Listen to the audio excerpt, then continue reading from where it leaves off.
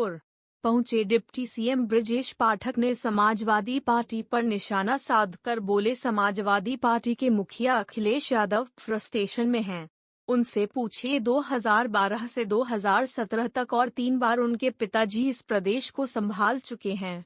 उस समय स्वास्थ्य विभाग की क्या हालत थी और आज क्या है, हमें अच्छी तरह से याद है। अस्पतालों में तबेले खुल गए थे, गुंडागर्दी चरम पर थी, दलालों का बोलबाला था।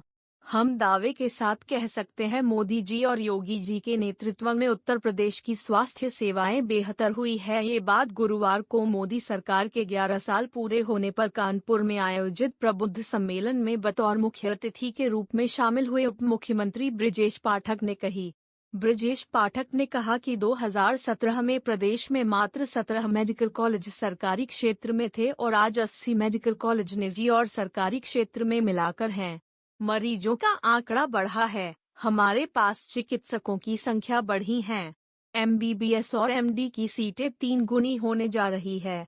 कहा कि उनसे, अखिलेश यादव, जाकर पूछिएगा, आप अपना आईना देखिए, आईने की धूल मत पोंछिए, अपना चेहरा पोंछिए, आपके चेहरे पर धूल है, आईने में नहीं।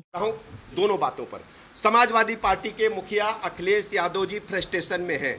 आप कृपया उनसे पूछिए कि 12 से 17 तक और 3 बार उनके पिताजी इस प्रदेश को संभाल चुके हैं। उस समय स्वास्थ्य विभाग का क्या हालत था, हमें अच्छी तरह याद है। अस्पतालों में तबेले खुल गए थे, गुंडागर्दी, अराजकता, दलालों का बोलबाला था। हम दावे के साथ कह सकते हैं कि मोदी जी के नेतृत्व में, योगी जी के नेतृत्व में उत्तर प्रदेश की स्वास्थ्य सेवाएं बेहतर से बेहतर हो रही हैं। यह सुधारात्मक प्रक्रिया है। 17 में मात्र 17 मेडिकल कॉलेज सरकारी क्षेत्र में थे, आज 80 मेडिकल कॉलेज निजी और सरकारी क्षेत्र मिलाकर पूरी क्षमता के साथ काम कर रहे हैं। और आप मित्रों से कहता हूं, एक बार जाकर के यहाँ के कानपुर के अस्पताल तुलनात्मक अध्ययन करिए। मैं ये मानता हूं सुधारात्मक प्रक्रिया है, रोज नित्य नए प्रयोग हो रहे हैं। हमारा रेलवे स्टेशन, हमारा हवाई अड्डा जो आज था वो कल नहीं रहेगा। हम बेहतर से बेहतर जो सुविधाएं हैं उनको करने का प्रयास कर रहे हैं। हर स्थिति में लोगों को बेहतर सुविधाएं देंगे। मरीजों का आंकड़ा बढ़ा है, हमारे पास चिकित्सकों की संख्या बढ़ी है, MBBS MD की सीटें 3 गुनी होने जा रही हैं।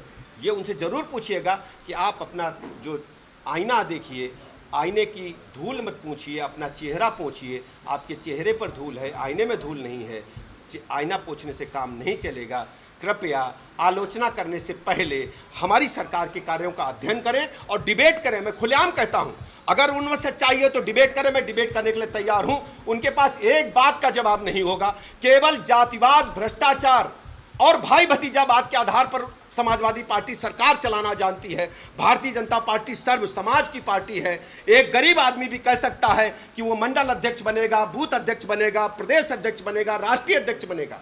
पार्लियामेंट में आपने देखा, जब अखिलेश जी ने टोका तो उन्होंने कहा आप तो अपनी पार्टी के 25 बरस तक अध्यक्ष रहेंगे। हमारे नेता ने कहा।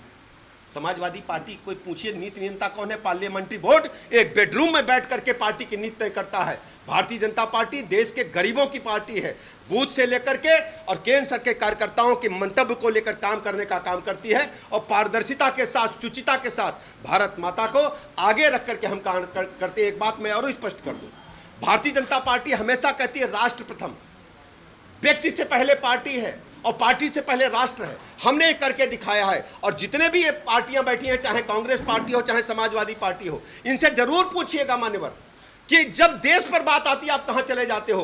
भारतीय जनता पार्टी ने करके दिखाया है। जब देश में इमरजेंसी काला कानून कांग्रेस पार्टी ने लागू करने का काम किया था, पत्रकारों पर, प्रेस पर प्रतिबंध लगा दिए गए थे, आने जाने पर, बोलने पर, आम जनता पर प्रतिबंध थे।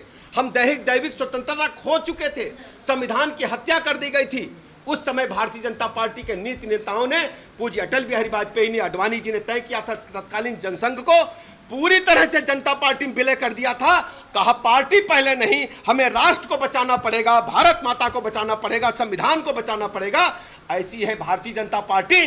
समाजवादी पार्टी उनकी बराबरी नहीं कर सकती, कांग्रेस उनकी बराबरी नहीं कर सकती। ये सवाल जरूर उनसे पूछिएगा।